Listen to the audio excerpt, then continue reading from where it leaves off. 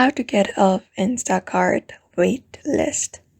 Hey everybody, if you are wondering how you can follow up the steps, so for that you can head over to instacart.com, and once you head, you should be finding this interface on your screen. And from the given interface, you can scroll down and reach over to the last section where you should be finding an option called Shopper Help. Go ahead and tap on it.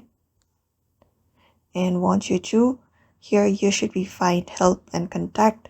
You can use any of the option. You can use help, for example, or contact. Let's go on with contact. After that, you will be getting assistance from the customer support of your Instacart. Just tap on get support. And once you head over there, you need to be logged in order to view that page.